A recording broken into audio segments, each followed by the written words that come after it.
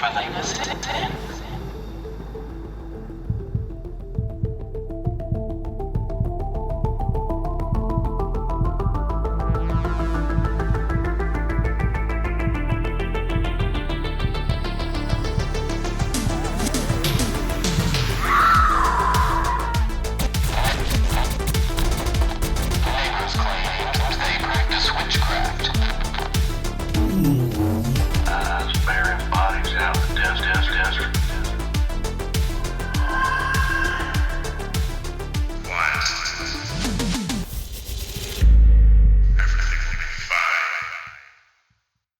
Hello, everybody, and welcome back to the Haunted Heart Podcast. The Haunted Heart Podcast. And we are your hosts, Katie.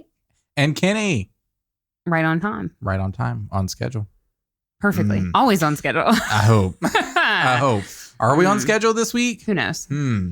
Debatable. We don't know. Yeah, we've kind of taken a guerrilla warfare approach to releasing episodes. So we kind of just come at you randomly from all directions. We're just trying to keep it fresh, surprise you. Yeah. Keep it Tell fresh. you that we're going to be, but we'll see you next week, but then don't. You know what I mean? It just like an absentee father. Exactly. Keep you on your feet. It's the brand. Would you say that our brand is that of an absentee father who's left the house to go to the store for cigarettes? 1,000%. Yeah. I'm going to go get cigarettes. I'll be back. Nope. Still waiting. Still waiting. Still over here waiting. I like my dad telling me, I'll take you. How about we go fishing next weekend? Okay, cool. Still got my fishing Still pole. waiting I still got my fishing pole right over here. It's got cobwebs on it. Still waiting. Still waiting. You don't even like fishing. Actually. Do you? I quite like fishing. I actually do. I am actually quite adept at fishing. For compliments? Or for actual trout? Both. Bass fishing. Definitely bass fishing. We should go fishing. Why haven't we gone fishing? I don't know. I haven't been fishing in a long time, but it's one of the very few memories that I do have with my dad, who actually did teach me how to fish. The only thing he taught me how to do. Well, really? If you teach a man to fish, I guess. Yeah. If you teach a man to fish, maybe it doesn't turn out to be a homosexual, but it didn't work. It didn't work out, did it? You see, homosexuals can fish now. Yes, we can. Repealed that law. We can fish for lots of things. Definitely. Fishing for an opener at present. Yeah. Fishing would be the same as hosting, I imagine. How so? This seems deep. And not that I've never used a dating app because those weren't a thing before I got, linked up or cuffed, as they say. Is that what the children say nowadays? Is that what they say? Well, it's now we're in cuffing season right now, right? So where you cuff yourself to someone for the cold, lonely, winter nights. I'm sorry. I'm an 89-year-old woman, so I don't understand any of that lingo. I believe the children call this season cuffing season. So during the fall and winter months when things are dark and, depressing and you're sitting at home and, you're going through that tub of Neapolitan ice cream while watching Netflix, you have someone to enjoy it with you. Right? Okay. And then when the spring and summer comes around, then it's hot girl summer. Hot girl summer. Exactly. Okay. Hot girl summer. And then you're free. You uncuff yourself to, go through and flourish in the summertime with all of those. What's that song? The Boys of Summer. Yes. Oh, Don Henley. Mm-hmm. We love a Don Henley reference. So the Don Henley reference, I think, was a little anachronistic there, but we're going to let it pass. Because again, I'm an 89-year-old woman. Yes. So that's what they do. So I would imagine that I don't really know what my fucking point was now, to be honest with you. I was starting somewhere. Well, you got cuffed because you're married. Cuffed. Yeah. Because you're married. I got cuffed before all of that. Before all of that. But still, I don't think we're dating app people. You and I are not dating app people. It wouldn't be fair.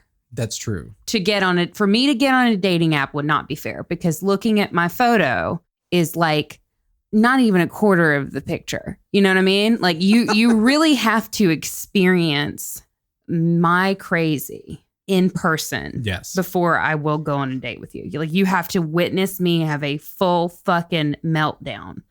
And then we can go out for a drink. Until it's just not fair. Well, I was going to say that it was much like, for me, I feel like I'm much more like a part of the Craigslist era. Oh. You know what I mean? Oh, like that was kind of, I mean, I never did that, but I mean, I think there was the Craigslist before you had like before the dating apps became extremely popular. You know what I mean? Mm-hmm. Although I did used to love reading those sections of Craigslist. Oh, I still fucking do that because it's still up. Is it still up? It's I thought that up. Craigslist was like banned. I don't think you can post on it anymore. I could be wrong, but it's still, I think it's still up to the point that you can go read the, like missed, like just missed or whatever. The missed connection section. That's my favorite. Which actually made no sense because these people, you would read them and you're sitting there thinking like, you are fucking crazy. Yeah. But also I was probably more crazy because I would go in there and be like, did anybody think of me? Like a fucking Leo. I'm like going anybody through find like, me? Yeah. Me as a fucking server at Applebee's looking for an Applebee's post. Guess what? Never happened. Nobody missed your connection. That just means that you fully connected with everybody that you've met. You just never missed a connection. I never did. It was a full 100% connection. Never did. Full docking there. Ooh, got that. Got that. So yeah, coming full circle, can fish, do like to fish. We should go fishing. We should do an episode while fishing. I don't know how that's going to work, but do an episode on fish. While just like, can you imagine? Like, that would be incredible. Like, fuck this dark studio. I mean, I love the studio, but like, if we went out on a boat and like recorded an episode of this podcast while we were fishing, that would be fucking incredible. I don't have a boat or know anybody with a boat, but if you have a boat, email us at thehauntedheartpodcast@gmail.com. We want to go on it. Nor do I have a fishing rod. We want to go out into a secluded swamp, marshy area with you, who we've never met, on your boat. I actually used to love to bait hooks. That sounds very suggestive. But I know what you mean, and I actually hated to do that. That was my least favorite part of fishing. I liked to cast the line. It was my favorite part. I had a little trouble with the casting. I was a little slow at learning how to cast because I would always like do it wrong and then it would end up not going far. It would like fling back and like I'd have to dodge it. It's a very easy motion. It's not very violent. It's smooth. Is this a fishing podcast? I don't know. Potentially. Are we an outdoor? Are we an outdoor podcast? Bass Pro Shops over here. We don't go outdoors. We sit in the dark and we light candles. And right now we're just sitting in the dark because we haven't lit any candles. But we are surrounded by them. Yes, we do. We have several candles that we need to light that have been waiting. They've been waiting. They've been staring at us for a minute. They've been dressed and awaiting you. We have a wealth of patrons to welcome to the family. We do. We absolutely do. Are you going to start or am I going to start? Well, I feel like, the matchbox is over here, so I guess I'll take the lead. Lead me. On this here invocation. Lead me on, my darling.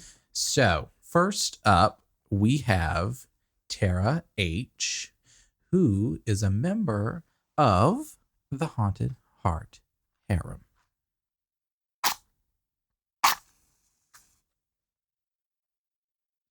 And next, I have Emily Von B., who is a member of our Cannibal Cults. Ooh, she's hungry. Hungry for that Cannibal Cult.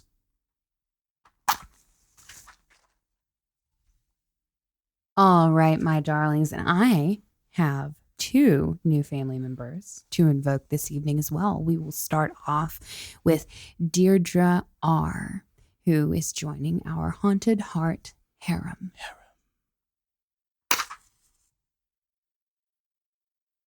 And last but certainly not least, we have Kaylee J., who is a brand new member of our Stay Spooky Squad. Stay spooky.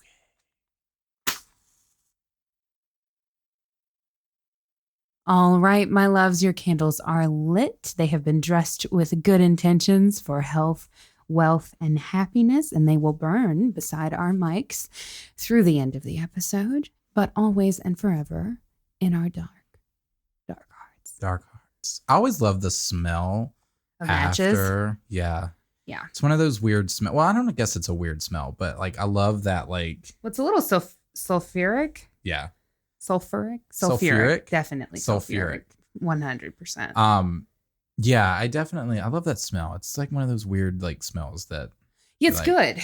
It's a good one. I mean, there's definitely, so people have asked if we pre-record our match lighting noise, and we actually don't. It's 100% live for you every time, and we don't always get it the first time either. Surprisingly. But we record it live, and each like match that you hear us light, we're actually lighting. Because there's something to that. You know, magic is all about ritual, and it's all about like being present in the moment, even if sometimes the moment doesn't go the way that you intend it to. Mm-hmm. Like you break 3 matches, but before you get one that works. But yeah, there's a different sort of ambiance to lighting a candle with a match as opposed to a lighter. And as I advance in my years, I have found that I much prefer to work with matches for lighting candles with intentions, right? Mm-hmm. It just seems so much more like present, I guess. Foundational. What do I want to say?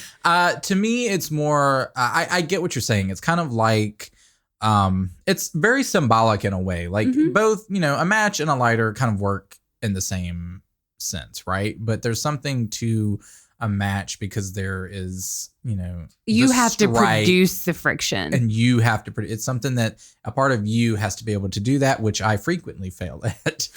Yeah, it's true. Which is why I'm not particularly one with a lot of, you know, different occult studies and whatnots and magic and intentions and all of that, save for the one that we'll be talking about a little bit later today. But those were our invocations, and you can check them out. Not check them out, but you can check out our Patreon, and you can sign up there for as little as $1 and get an invocation on this show, plus a backlog of content that we've posted there. And we are also making some new moves there. We are. So we're sort of I don't want to get like too bogged down in it because I know you guys are like, start the fucking episode. But Patreon stuff, we're sort of changing up the way that we do things. So when you join the Patreon, every new person who joins gets an invocation on the show. It's a thing that we've done ever since we started the show, ever since we started the Patreon, rather. So everyone who joins, regardless of whatever tier you join at, gets an invocation on the show. And then according to the tier that you join, details are on the Patreon, you get different free merch when you join. And then going forward, you get access to the entire backlog of content, but you'll get one Netflix and Kill episode and one Spooky Smut episode. There'll be extended episodes per month. Mm-hmm. So you get one Netflix and Kill every month, one Spooky Smut every month. And then in between those two, so those are the 2 things you're guaranteed every month. In between those 2, we might drop like random shit that we feel like doing, like a drinking game, or if we felt like doing like a tarot reading or something like that, we'll drop kind of extras in there. But at minimum, you will get one Netflix and Kill, and you'll get one Spooky Smut reading per month. And those will be along the lines of our normal episodes, like an hour long or so. Yeah.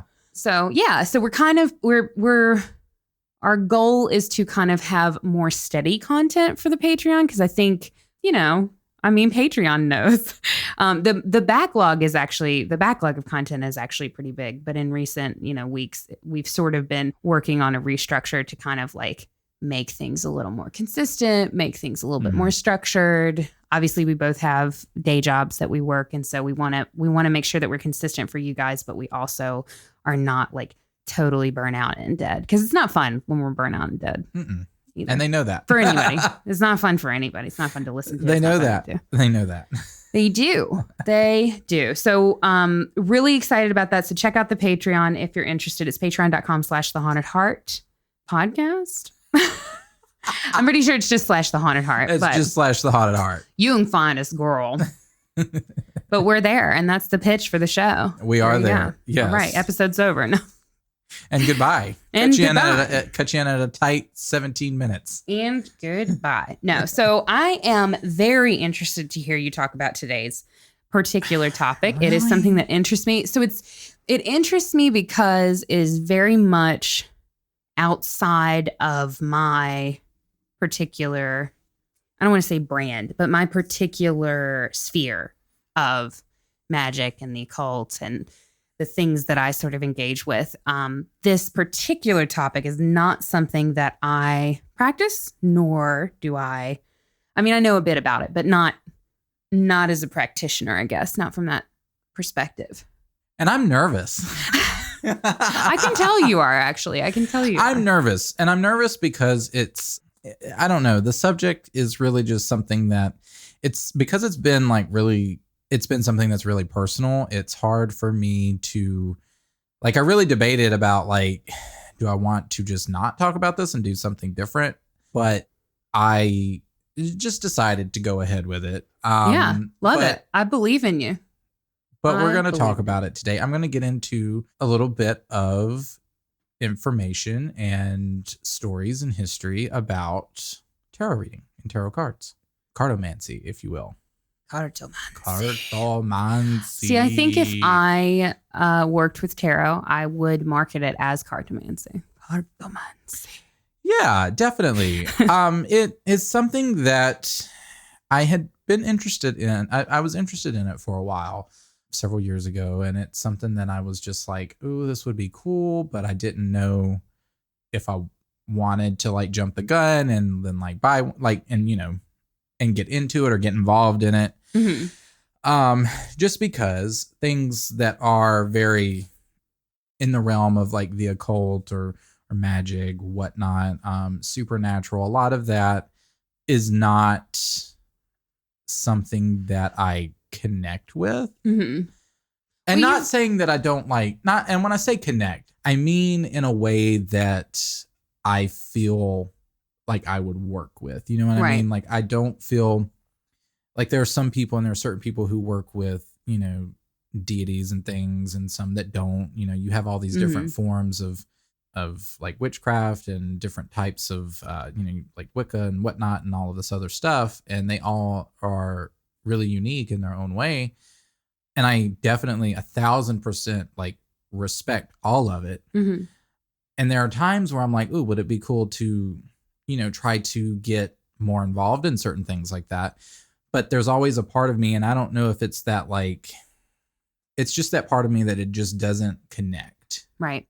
Well, I think you sometimes struggle with, having had a long friendship like we have and having had the 15 years to sort of observe and to talk with you about stuff like this. It seems like in order to have a connection like that, there is a level of vulnerability. Mm-hmm.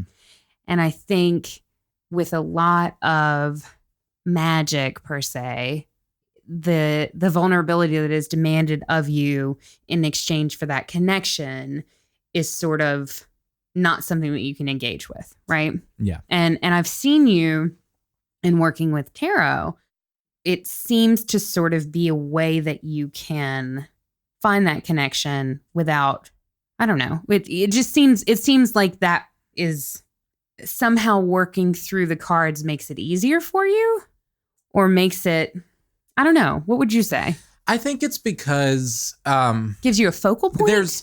Yes, I was getting ready to say, because to me it's a little more tangible. Yeah. Than other areas, you know what I mean? Mm-hmm. Here's me in front of other areas, just like spread out. Right. It's just like I said, it's just a little more tangible when it comes to that. Yeah. I think that's why a lot of like who I am is closed off to certain things. Mm-hmm. Is because it allows you to be vulnerable, and that's like really, and that is like really, that is really tough for me. Well, it demands you to be. Yeah. Otherwise, it doesn't work. And I have authority issues. First of all, we all know that.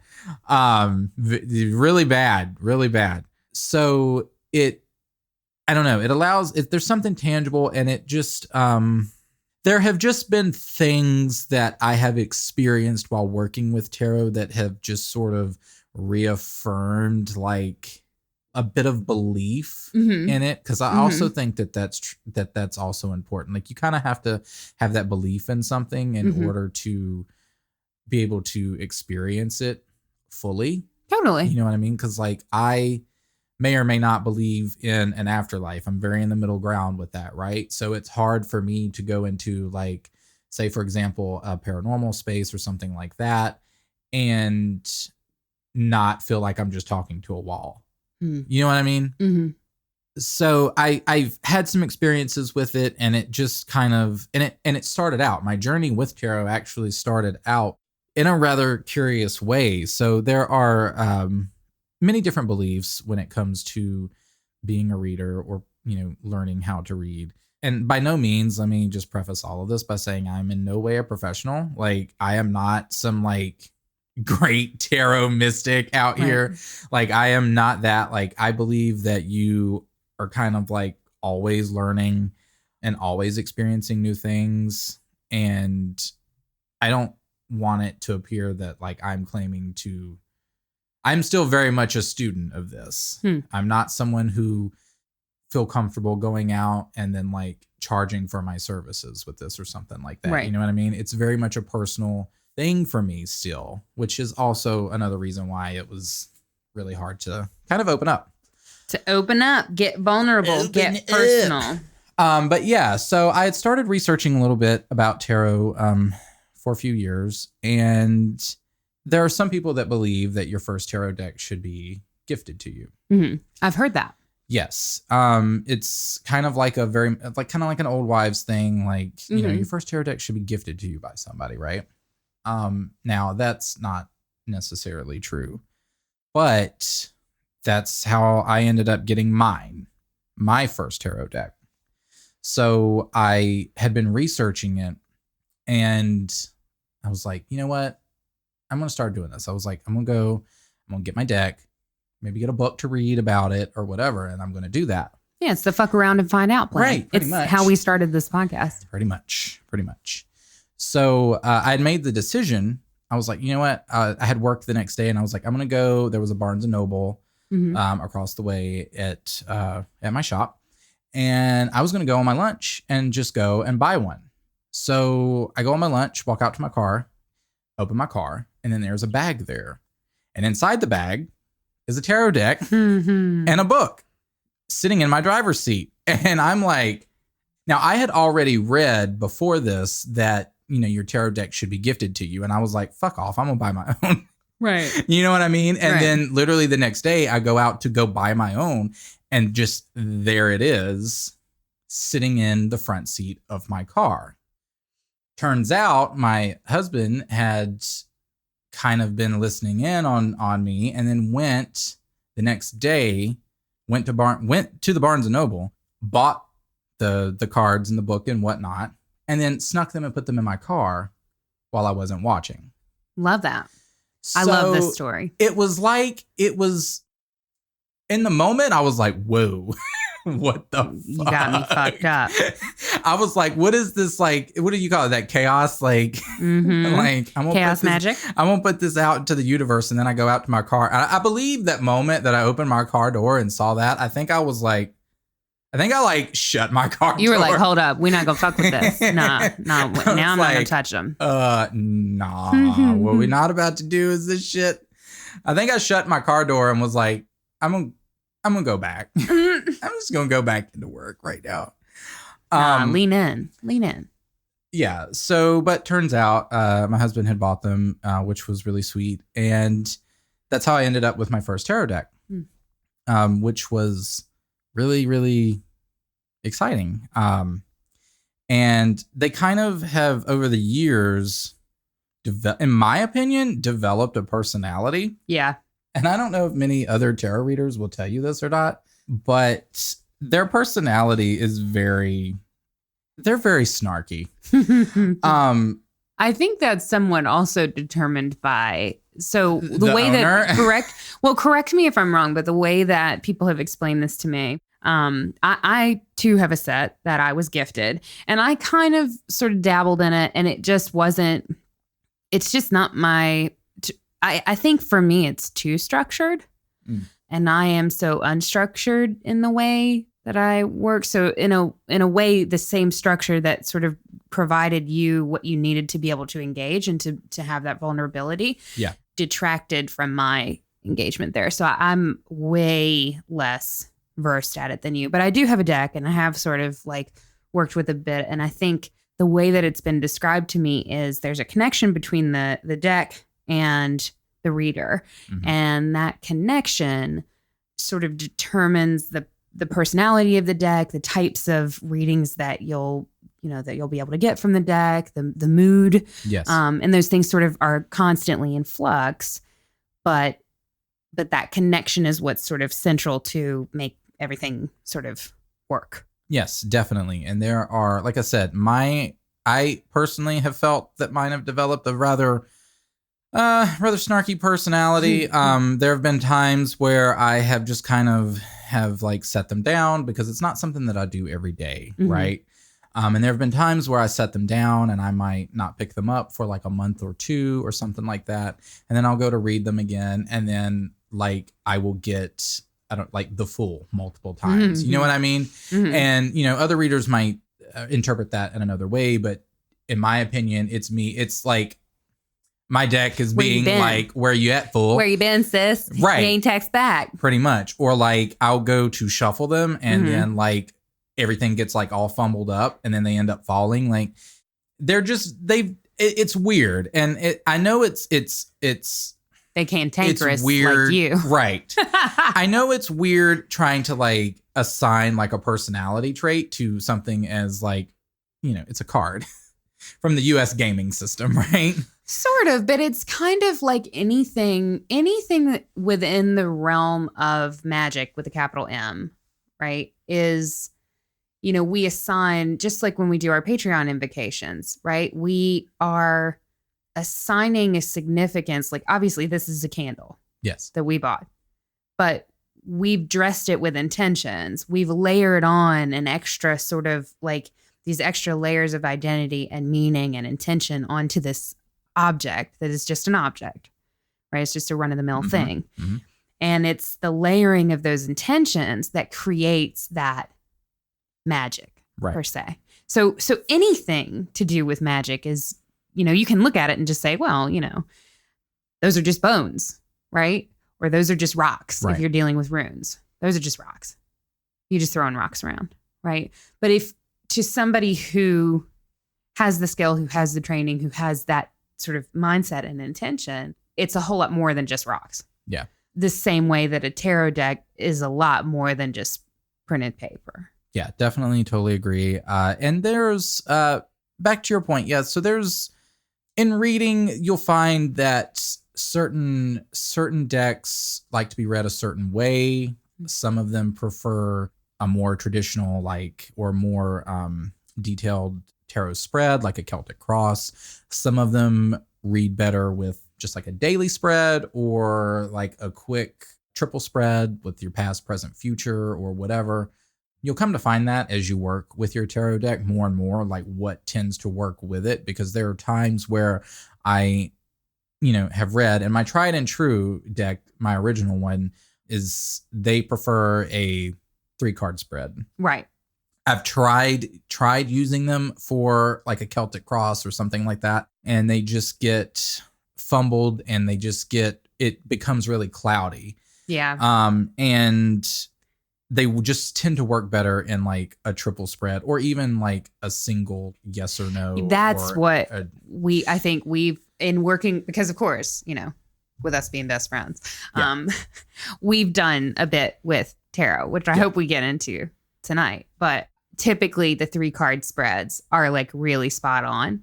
And then the like yes or no questions or just 1 card for clarification works really well. I remember we've tried to do a Celtic cross, and we've also tried to do what was the one that we did for like the months of the year? Do you remember that one? Was one? All right, so that was one that crazy, I actually, man. Them cards were buck wild. So that was one that I actually tried to invent myself. Yeah. So it was actually something that I tried to invent myself, and it was a tarot spread, and it was a very specific spread that was read, that was meant to be read on New Year's at the countdown. Yeah. And so you had 12 cards and a clock. Mm-hmm. And at each second, or the 12 seconds leading up to the new year, Mm-hmm. you'd flip one. So 12, 11, 10, 9, 8, and then you would flip it around. You'd flip each card around, and then each card was more like a representation of the months ahead.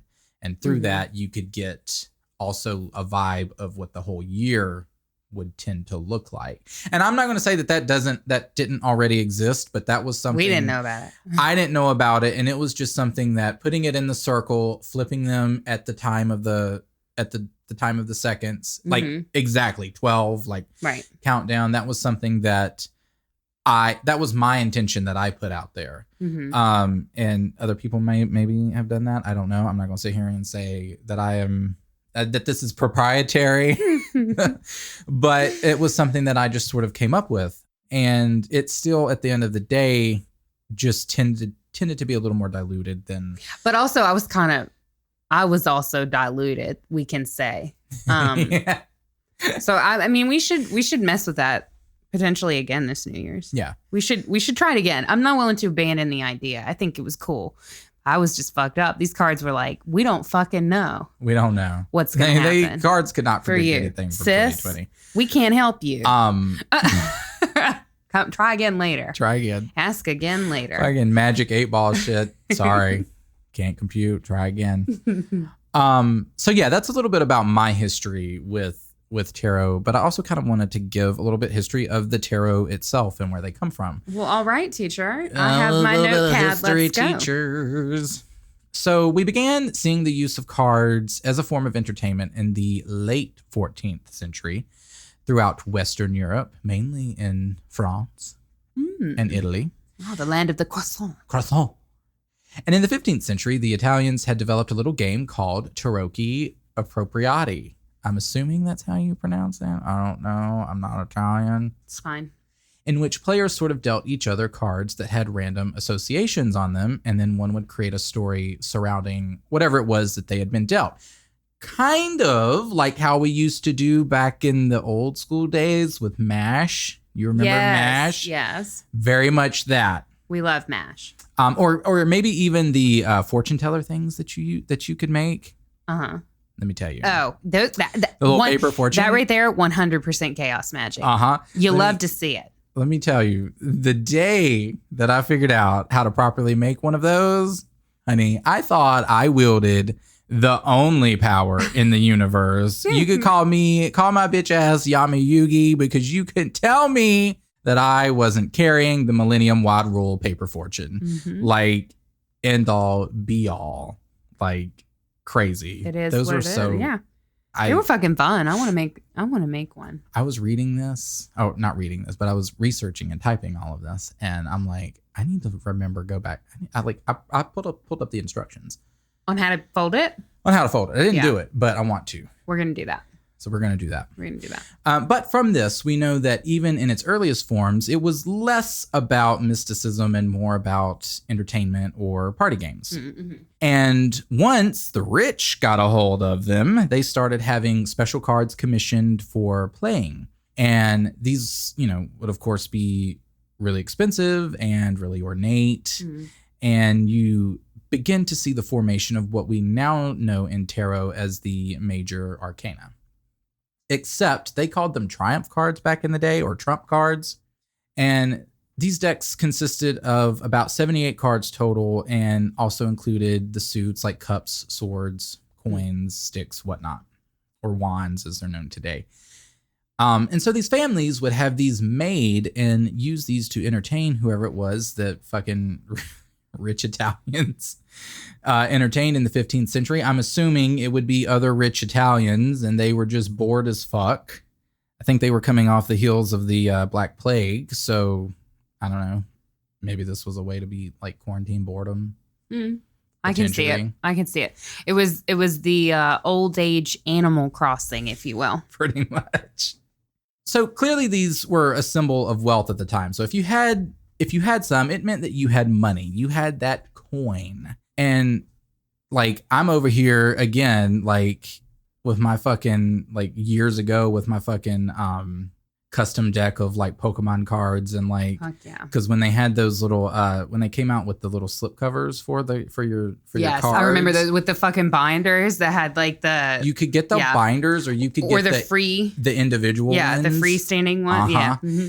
And again, very much young me with that attitude with like this fucking these black metallic covers that I had on my Yu-Gi-Oh deck. You couldn't tell me shit. I got a holographic Mew, bitch.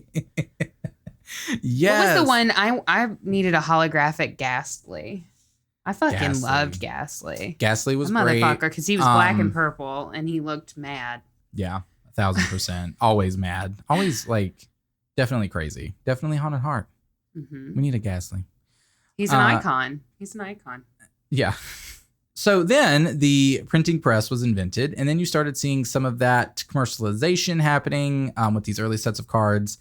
And by the 17th and 18th centuries, people began assigning meaning to the symbology present in the cards. And in 1781, there was this Freemason guy by the name of Antoine who came along. Yeah. Of course. Antoine.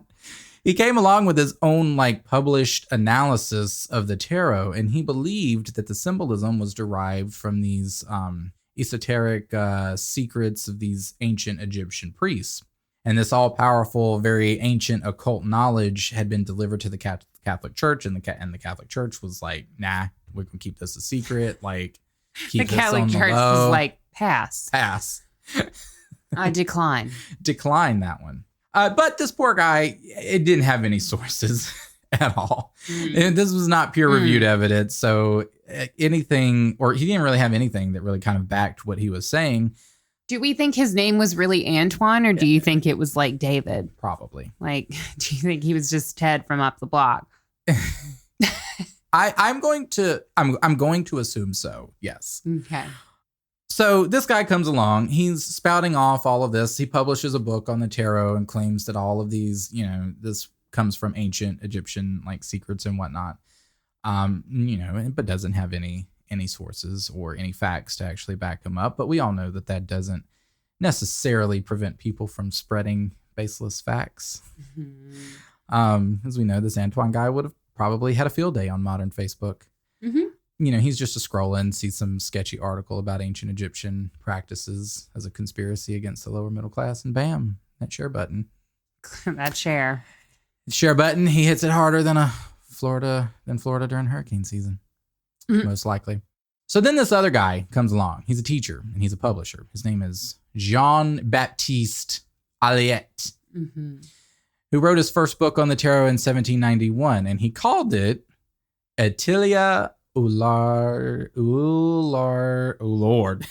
Hold on, let me try this again. Atelier Willard de lire dans les cartes. That's a lot. Meaning Atelier, or the art of reading cards. But here's where he was slick.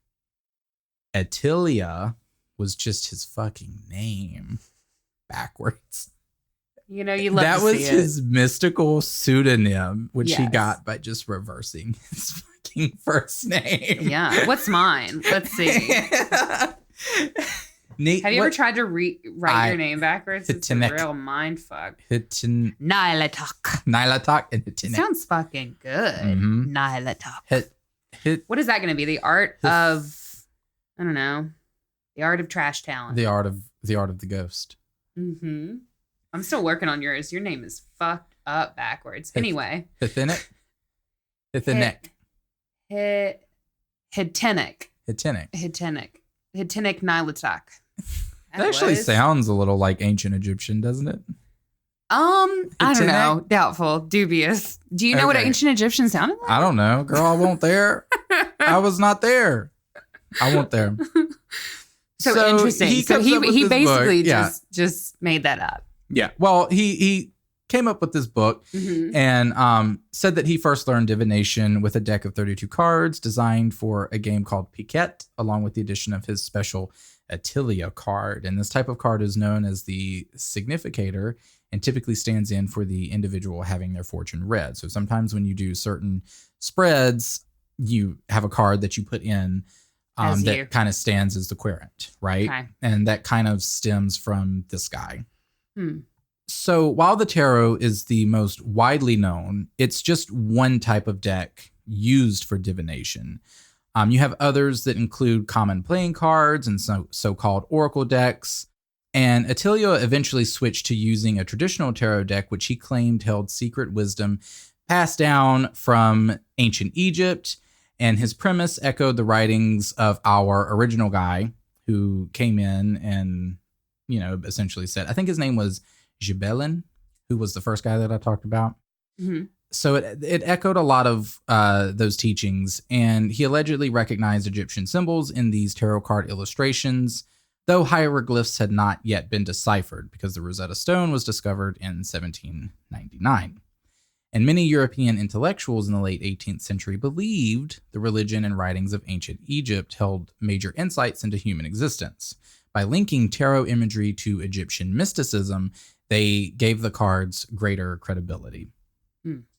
So, building on Gibelin's Egyptian connection, Attilia claimed that tarot cards originated with the legendary Book of Thoth, which supposedly belonged to the Egyptian god of wisdom. And according to him, the book was engraved by Thoth's priest into gold plates, providing the imagery for the first tarot deck.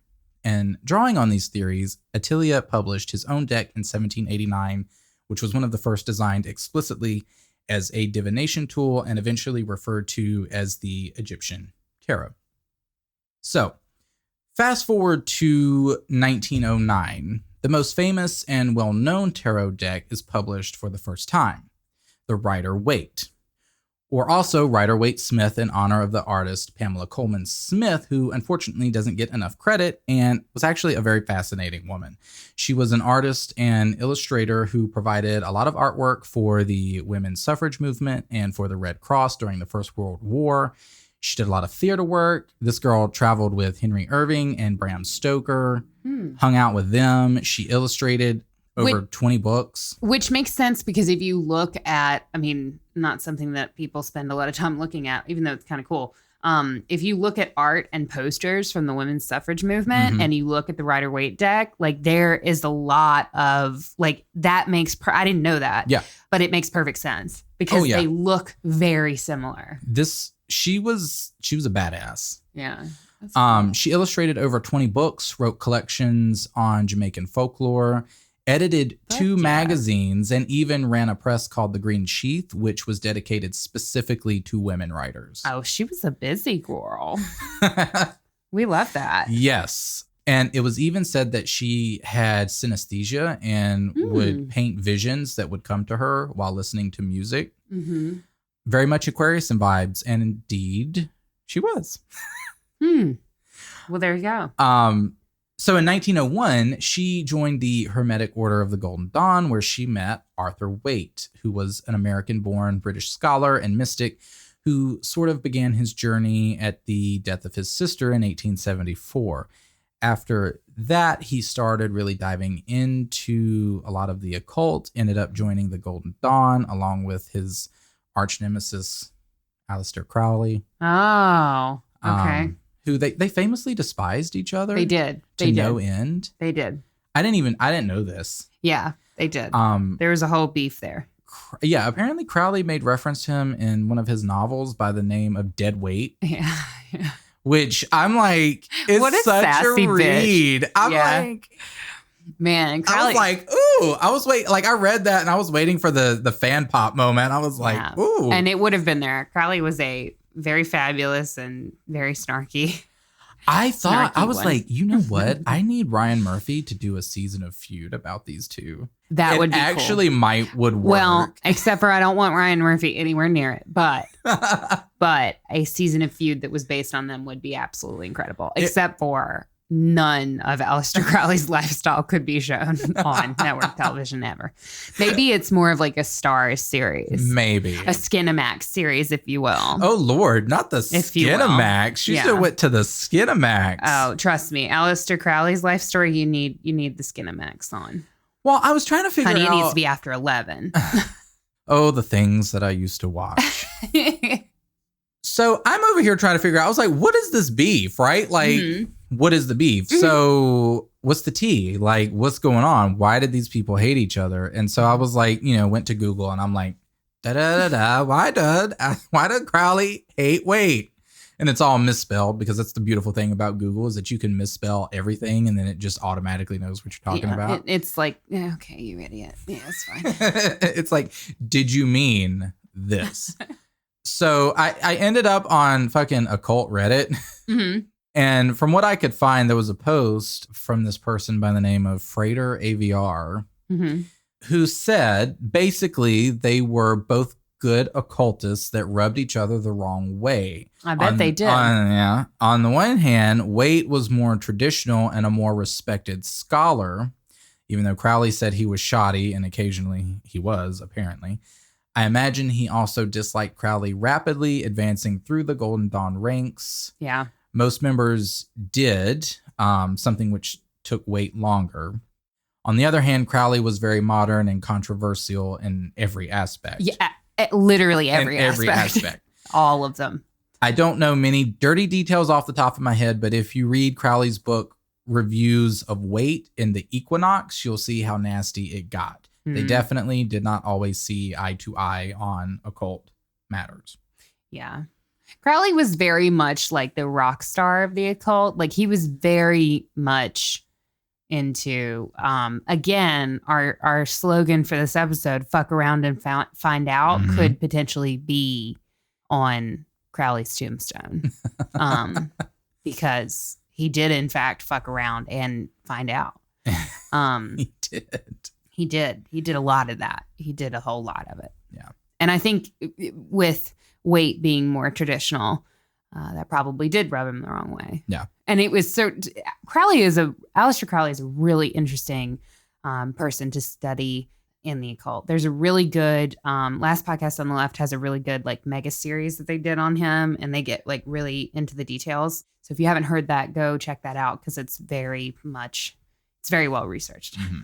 So both of these guys ended up publishing their own set of tarot decks, and the rest is just kind of history. Obviously, today there are so many different types of tarot decks and artwork that range from really technical and detailed, such as the Hermetic Tarot by Godfrey Dowson, to novelty decks that you can find in any bookstore or like random shop on the street. And I went downtown like last weekend into this like sunflower whatever. Oh yeah, Sunflower Shack. And I was like, and then I was like, tarot. I'm like, what? Yeah, that's a cool little store. They're funky. So you can find these pretty much anywhere, and there's so many different styles. I mean, there's like Halloween tarot. There's and I have other ones. My original one was a Rider Waite, but I have like a Game of Thrones one that you gave me. Mm-hmm. I have a really cool like tattoo, like it's like vintage tattoo cool. version, and then I have a few Oracle decks, which one is really cool because I found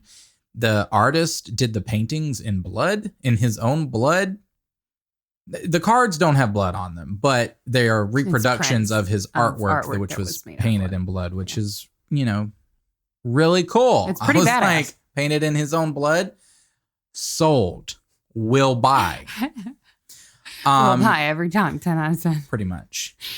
So your typical tarot deck is 78 cards, and it's sort of structured in two different parts. You have your major arcana, which contains your quote greater secrets, your trump cards, and those are 22 cards without any suits, so they're just standalone cards, and they range from, I'm not gonna go through all of them, but some of my favorites. You have the magician, you have a high priestess, an empress, lovers, the devil, the tower, the world, the moon, the sun. So you have, and death. You have all of these trump cards, and then you have your minor arcana, which are your lesser secrets, which consists of the remaining 56 cards divided into 4 suits of 14 cards each. So these are your court cards. So these are your, king, queen, knight, page, jack, whatever. And the traditional Italian tarot suits are your swords, batons, coins, and cups. And in modern tarot decks, the batons are typically called wands or sticks, rods, whatever. And then you have your pentacles or disc, coins, whatever. And so they each all have their own sort of symbology. My personal favorite tarot card being the Magician. They're all they're Roman numeraled. So the Magician is number 1. Just a personal favorite. Fucking Leo. Number Such 1 a is my fucking life path Leo. number, dude. Oh. It's- Mine's probably 4. Have you never figured up your life path number? I don't think I have. It's numerology. What do you? Yeah, it's you just add like You the add up year, the the numbers dates, of your birth. The numbers of your birth. Oh, hang on, till you get a single digit. Yep, till you get a single digit. So Let's see. Yep. Individually though. So it's like instead of doing like 20, you would do 2 plus 0. You do it like that. Yeah. But how do you get it to sing? Oh, hang on. Let's see. I think I actually did this like way back, like when this was a thing. I know that I'm a 1 in the life path number. I am a fucking 4. How about that, Are you really? bitch? Yes, I am a fucking 4. I just added it up. See? There you go. Already knew my fucking life path number. Fucking- So connected. Just a chaos magician who just fucking invents it for herself. It's fine. Of course my number's 4 because I said it was 4. Oh gosh. What? Nothing. That was just it just that's how that worked, didn't it? Yeah. That's how it goes. Jesus Christ. So when I say it's fine, what I'm doing there is I'm actually practicing chaos magic because it will be fine. It is fine. Yeah. It's fine. It's fine. Get your very own It's Fine shirt at absolutely thehauntedheart.com under the merch tab. Fine. Yes. So a lot of the times when you're doing these spreads, your major arcana cards are typically they're larger moments. That's your tarot deck trying to speak to you. Yeah. They are letting you know that there is something of great importance, something to shouting. learn. They're a little loud. That's your tarot deck being loud. Typically, my readings are very loud. Yeah. Very much. Yeah. Typically extremely, extremely loud. Just wants to make sure it can be heard. So when you're reading and when you pull those major cards, it's really important for you to pay attention to them because it's really them trying to let you know that something is up. Key points, if you will. Highlight. Right. What was it called? Highlight. The fucking Cliff Notes. Cliff Notes. Okay. Exactly. Things to pay attention to. Watch this space. Exactly. And then you have with your minor arcana, you have your wands and coins and whatnot. And these typically relate to elements. So with wands, that is typically a fire element, and it classes itself as an artisan, and it sort of revolves around your creativity and your will. Coins or pentacles is of the earth element, and they signify merchants and sort of revolve around material possessions or your body or anything like that. So very materialistic in reading. So if you're getting a lot of coins, a lot of the times that can mean material things. A lot of the times it's significant of or a signifier of money issues, whether it be good or bad, any of that. Then you have your cups, which is of the water element, which typically signify members of clergy and are all about your emotions and love because, water energy. Think about water signs. Very emotional people, water signs. Deeply emotional. Very much. Good Lord. Don't I love them, though? Yes. We gotta love a Pisces. Jesus. Fucking still on the surface, deep waters within. Exactly. So if you're seeing a lot of cups in your readings, then that tells you that this is about, more emotional, something that's really personal. And then you have swords, which relate to the element of air. And this is about your nobility or it relates to members of like nobility or military even. And this sort of governs reason. So anytime that you pull up any of these, the thing with the tarot is that I think that there is a misconception that they sort of can like predict the future. Right. That it's going to tell you your future, that you're going to sit down and say, oh, Right. you're going to meet exactly this type of person with this color hair, and the specificity, I think, is an assumption that a lot of people outside of the tarot community make. Yes, because I can't tell you the amount of times that I've had people and coworkers be like, "Oh, you read tarot?" Right. Oh, you read tarot? Oh, tell me my future. I want you. What am I? Tell me. I want you to do a reading for me. Yeah. And I'm like, do you really want it? Because that's the thing with me. A lot of the times it's really hard for me to do that because I don't want you acting on what I'm trying to say. Right. And take that what I'm trying to say as fact. For me, when it comes to tarot reading, it is very much a sort of like a snapshot of a moment in time, right? Like, here is what is currently going on. Here's what may or may not happen. But it depends on your actions as to whether or not that can come true or not. Yeah, I think it's much more of a for your consideration moment. It's not necessarily right. It's not necessarily a here's exactly what the path is, and because I think both you and I believe. I think I might believe a little more strongly in faith and like fate than you, but I kind of 1,000%. I see fate as like a tide, right? There's a general current to our lives, and we all sort of feel that current depending on how like plugged in you are to it. It's just what I believe. But we have the agency to make our own decisions. We can swim any direction that we want, but there is sort of a current, right? Yeah. And I think that sort of lines up with tarot in the sense that it's just like you said, a snapshot of where you are, and it's a for your consideration moment thing where, you know, these are the sorts of the cards that are laid sort of point out these things for you to think about. It's not saying, you know, if you're thinking whether you should take a new job or not, you're not going to go get a tarot reading and the tarot is going to tell you, yes, you should definitely take that job. It's going to make you very rich. It's going to be much more of like possibly there could be wealth coming.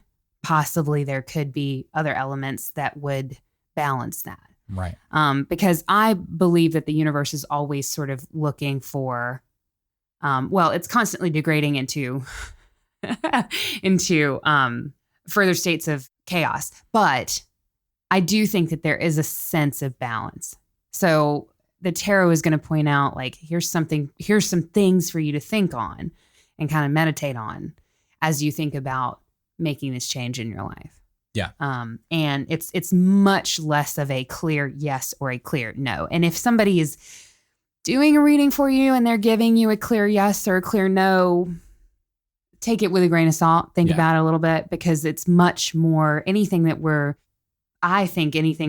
the realm, like it's very rare that you get a clear yes or a clear no. Yeah. And if you do, it's probably because you maybe need to look at it a little closer. Yeah. I mean, you can do like clear yes or no spreads if that's the intention, right? Mm-hmm. Like if you need to know like, okay, yes or no, is this a good idea, right? And you can interpret that in a number of ways. So for example, if you are, and yes or no readings are a great way for beginners to sort of get to know their tarot deck. I always recommend that if you are new to tarot or interested in it, to take a moment with your deck. Don't just jump to like the Rider-Waite just because that's the most popular. Yeah. And that's what you go to. Like you let it, it has to feel right for you. Right. Because if you try to force it, it's not going to work as well for you. And there are times where you may purchase a tarot deck or an oracle card or whatever, and it just might not work. It might not be a good match. Doesn't click. And that's fine. For example, like my Rider-Waite deck doesn't necessarily like it. It's harder for it to read other people. It's very personal, and it tends to be the most accurate when I'm reading for self and for people that are reads close. Me good as fuck. It reads me really well as self and you know, people that I have close relationships with. And then, like, for example, the Oracle deck that I have with the one that was written in blood doesn't tend to read well with me. I keep it as more of like a novelty piece, like I have it, right? So if you're interested, search around, see what works for you, and go with what feels right. And don't wait for someone to buy it for you either. Like if it feels right, then it will be right. Right. And, you know, like I said, just in my instance, this is how that's how I got it. I just happened to have the Rider Waite, and that's what happened. I think possibly the way that the whole, and this is just me making shit up off the top of my head, but it seems feasible to me that the old wives' tale of, you know, your first deck needs to be given to you is in giving, like, for example, with you, your husband bought your first deck. Yeah. And in doing so, in that exchange, there is a sort of energy loading that happens as a result of that, right? He knew it was something that you were into. So he took the time, went out, found a deck that spoke to him in some way or another, because he wouldn't have bought it otherwise, gave it to you, and in that exchange bestowed it with a certain level of importance. Yes. Right. And then that sort of, so maybe the way that came about was it's an easy way for that to mean something to you, for you to find a quick connection with the deck because it was gifted to you by somebody who you already care about. Right. And so makes sense as to why that could be, but there's nothing to say that that's the only way that you can find that connection with the deck. Yeah. You know? So I definitely recommend, and there's so many different guides and so many different things that I absolutely just do not have. Like, we don't have enough time here for me to get into like every aspect of how to read, but just as a general sense, go with what feels right. I definitely recommend keeping your cards. Some people recommend wrapping them in silk and placing a piece of quartz on top of it to help keep them protected and clean. You know, if you have that and that's what feels right for you, great. I keep mine in a little wooden box. Yeah. And I mean, that's just because that is what works right for me. So I definitely recommend keeping them in some sort of protected space. Mine are wrapped in velvet, for example, Mm-hmm. which is more tactile fabric for me than silk. Silk is not very me. No. Velvet is very me. Yeah. And that works. I mean, velvet's very you, like the wood box, very me. Yeah. So it's all about what works best for you. But I do recommend keeping them in a safe place. Right. With this, as with many things to do with intention setting and magic and all of that, you need to find something that's authentic to you, and that is a ritual to you. Right. Yes. So it's not, you can Google things online, silk, rose quartz, whatever it is that you want to do. But if it's not, like, for example, obsidian is something that I work with a lot. So I have a lot of obsidian. Yeah. And my tarot is wrapped in velvet with lots of obsidian around it, because we're not trying to have them bad vibes. Yes. We're trying to have them good vibes. Exactly. And so find what works for you and what's significant for you. And if you don't know what that is yet, then just fuck around till you find out. You're not gonna, we're not dealing with things like hoodoo here. We're not dealing with things that can hurt you if you don't know what's going on. The only way I think that tarot can do that is if you take it too literally. Yeah, definitely by taking it too literally, which is a reason why it's really difficult for me to try to read for other people. Yeah. And I'll get into a little bit of that, but I also just want to close that last bit off with, keeping it protected in some way. And then I personally always like to cleanse my cards with a bit of smoke. Yeah. Any type of smoke cleansing that you can do after a reading, just to kind of get rid of the old energy that's there.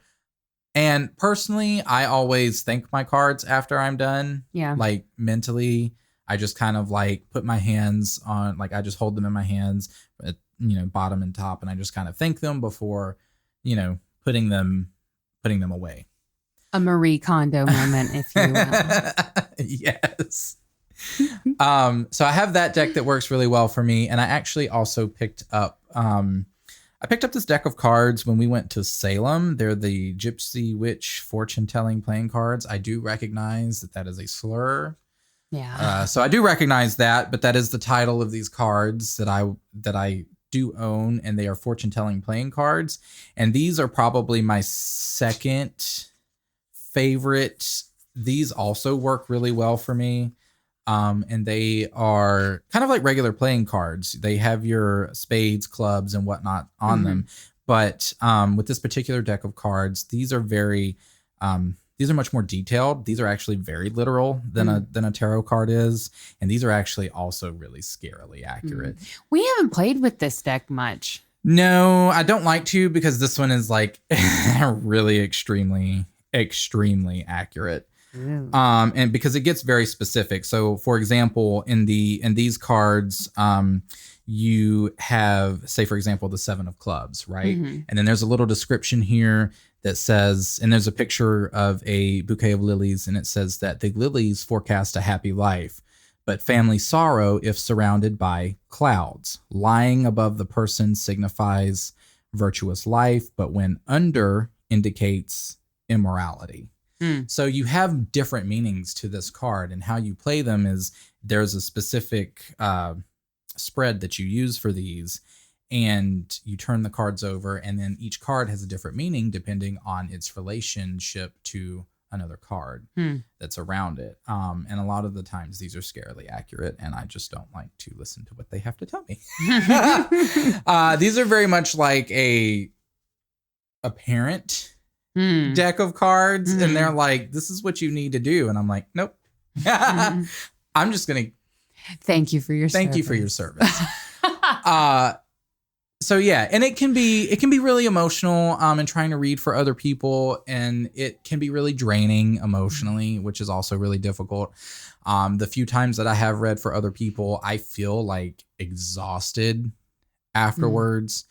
And there have been a couple of instances where I've read for people, and it very much tends to end up being about relationships, which is what a lot of people want to know about. Yeah. And I remember that I had one reading, I did it for a coworker, and I was like, well, it was heavy. I was like, here's heavy. What this is, but it doesn't necessarily, it's like relationship reading, and it's like Tower. Swords in the back. Good. Black. And I'm like, it seems like death.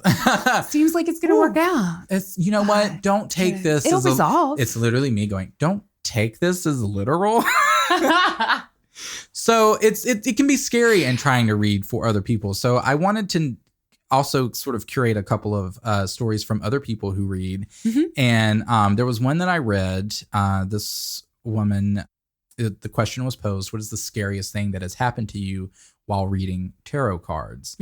And they say, I read for a man many years ago who immediately made my intuition tingle. The first cards I drew led me to believe that he was planning a murder. He'd driven 60 miles to get a reading when his own town had many readers. I realized that he had a terrible plan ahead, and all he wanted to know was whether or not he would get away with it. He asked, saying that he had a project and it was risky, but would it work out in his benefit? No, sis. No, girl. No, girl. I was cautious not to let on that I knew, as I realized that this fellow was capable of heinous acts. 100%. He even asked me point blank if I knew what he was talking about. I replied that I absolutely did not. I sure don't. I'm just a simple card reader. Why am I imagining like this fucking like dark, like black eyes and like pale skin and like a fucking overcoat on, and he like looks like the devil. Absolutely. But also like a guy that I would potentially date. It's like stormy in the background, and like there's rain, and he's got like wet hair, and they're sitting at the table. Yeah, but it's really scary instead of hot. Yeah. But so they were like, absolutely not. I don't know what the fuck you're talking about, dude. I sure don't know. Sure don't. Is it a PowerPoint? So they were like, they said that they replied that they absolutely did not, but that he'd fail. That's a power move. 100%. That is a power move. I don't know what you're talking about, but you will fail. Don't know what it's talking about, but it's not going to go well. I don't think you should.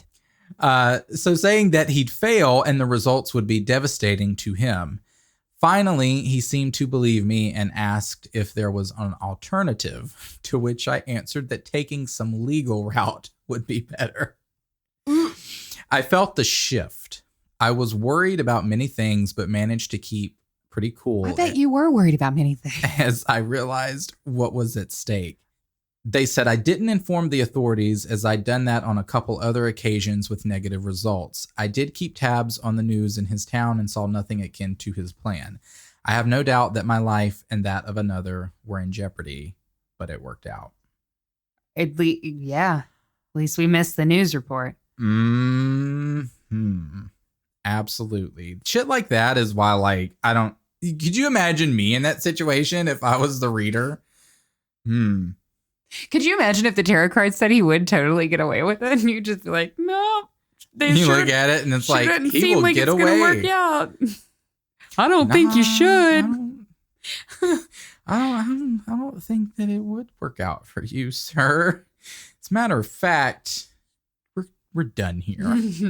But make sure to leave that tip still, because I am still a working reader. And that's another thing. A lot of people, there are a lot of beliefs that say that you should not receive money for your services for doing fortune telling, which I don't personally believe in. I don't personally read for money, but that's less of like a belief, part of a belief system, as it's more of like a personal, like, I just, there's a part of me that's like in the back of my head, my saboteur, who's like, you're not good enough. You can't charge people. But that tends to like go through a lot of different aspects of my life. So I don't personally believe that, but that is also another one of those, beliefs that are out there. So reading can be a little scary. So just make sure that when you are reading for people, that my recommendation is to just make sure that that the querent is clear in understanding what they are about to receive from you. That it's not an end all be all. Just because you get a death card does not mean that is literal. It, death can be many things. Right. It's just change. It can be change. It can be, rebirth even. Right. So there's a number of things that it can be. So it's important to make sure that when you're sitting down with someone, that you are setting not a goal, but just clarifying the table. Yeah. Clarifying the space, understanding like, this is what we are going to try to do, and work from there. Mm-hmm. So, with that being said, I did kind of want to. Are we going to do a reading? Are we going to do a reading? I thought about what I wanted to do, and I didn't want to do a reading specifically for you, because I was like, why, you scared? You scared there's going to be some drama? I'm not scared. I don't want to do that on air. Go for it. I don't want to do that on air. Yeah, we might have to get specific and shit. That might be a Patreon exclusive. Just put the shit on Patreon. So what I wanted to do was... Only Patreon gets to hear about my dirty laundry. Yes. You have to pay me to see my dirty laundry, sir. What do you think this is? So what I wanted to do was just pull up. I wanted to do just one card. Okay. For the sake of time. And, if you are listening at this present moment, then just take this as a card that you need to hear. This is or at least these are my cards, which I don't even know if they're going to fucking work, because I haven't pulled these out. It might be in a month. I might get a big fuck. This might be for you. I might get a big fuck you, honestly, from my cards. You might. Because I haven't pulled them out in a while, and it's like, okay, you really gonna pull me out here? Oh, now you want me. Now you want me to do it on air. Oh, you want me to do it live? Now you want me. You want me to perform tonight? Oh, you want me? Ain't heard from you to perform, and but okay. We haven't, they seem to be shuffling. Okay, we'll find out. I'm going to try and attempt to do this. This is going to be interesting. Let me. All right. So they might be waiting. In the mood? On me. They might be in the mood. They might be waiting to pull one on me. So I'm going to pull a card. And the intention right now is that whoever is listening, that this is something that they need to hear, that this is something that they need to see. This isn't specific to one person or one moment, but hopefully it will relate to you in your own individual way. Sort of an if you found this message, If you it's for found you this moment. message, it's for you. Yes. And there go the tingles. So I will pull the top card. And we have a Trump card, people. And it is reversed. Oh, God. Okay, so another thing that I didn't get into is the fact that a lot of readers don't read reverse cards in a certain way. We always have. I do because, yeah. So we have the Star Tarot here in a reversed mood. So this mood. Yes, it is. Yeah. The Star Tarot here, and again, this is a major arcana card. So in the reverse position, this typically means a lack of faith, despair, self-trust, and disconnection.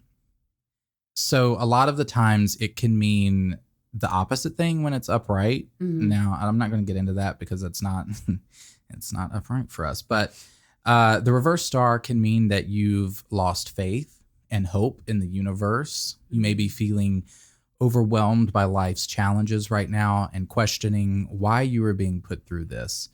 You know life throws curveballs, but really? Why this and why now? You may be desperately calling out to the universe to give you some reprieve, but struggling to see how the divine is on your side. Look harder and you will see it. The divine is always there. Take a moment to ask yourself what the deeper life lesson is and how this is a blessing, not a punishment. And often the reverse star is a test of faith. When confronted with a challenging situation, you can either crumble, like the tower, or stand firm in your conviction that the divine is everywhere. You will also learn how to trust not only in the universe, but also in yourself. You are a vessel for the divine. And when you have faith and confidence in yourself, you allow the divine to shine through. The star reversed also shows that you are disengaged and uninspired with life or components of your life. So, for example, things in work, hobbies, relationships, personal projects.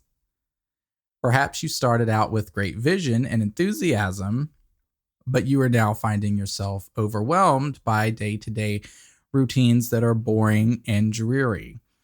This card is particularly relevant for career readings when you feel disconnected from the work you do and wonder if it's time to move on or make a change. Reconnect to what is truly important to you and your soul's purpose for this lifetime.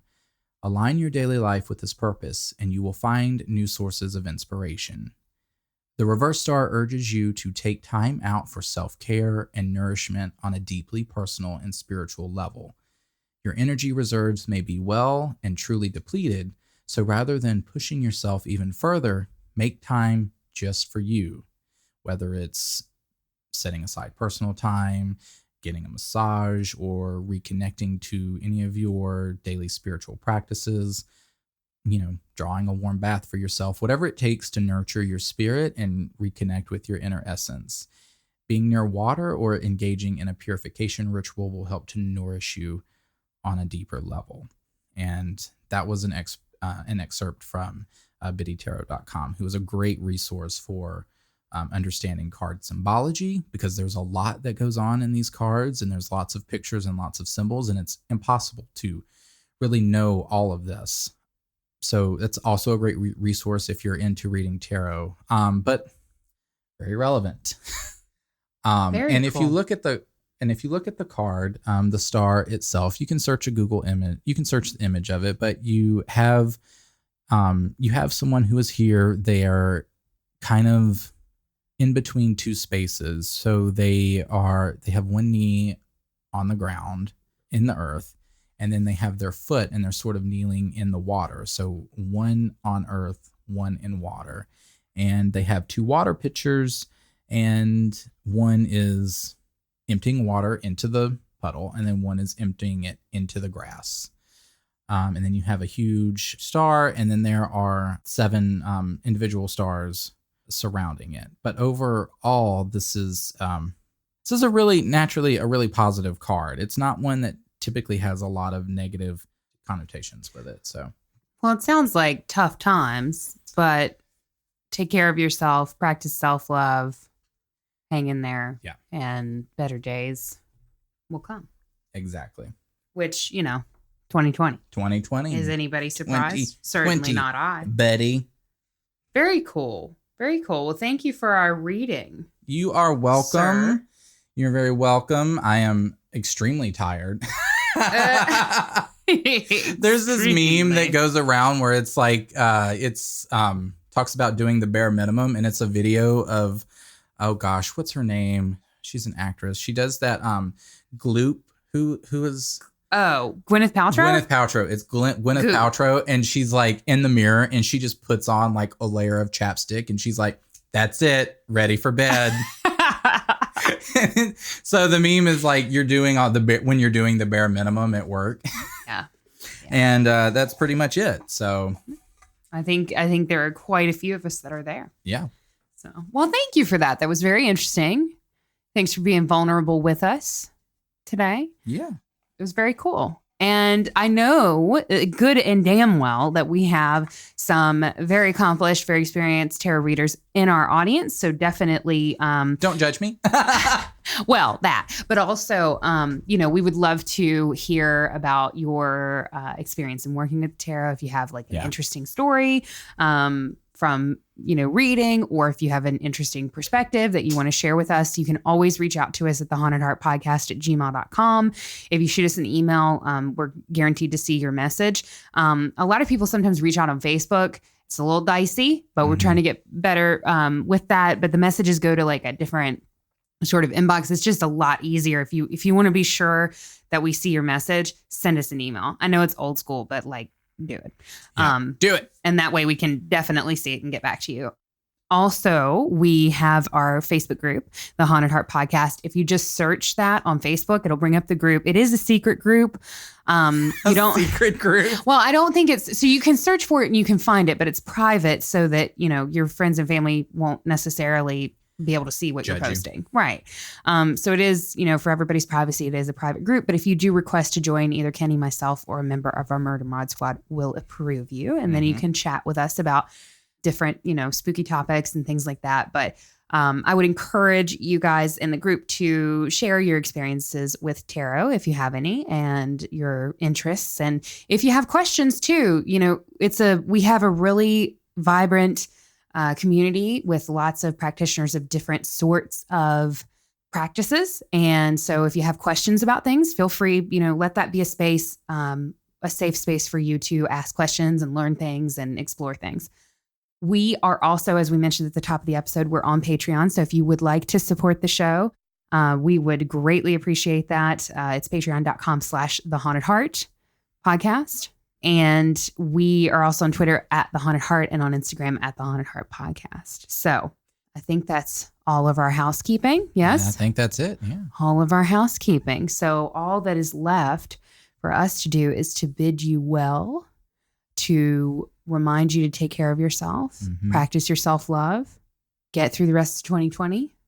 And until next time, make damn sure that you stay spooky.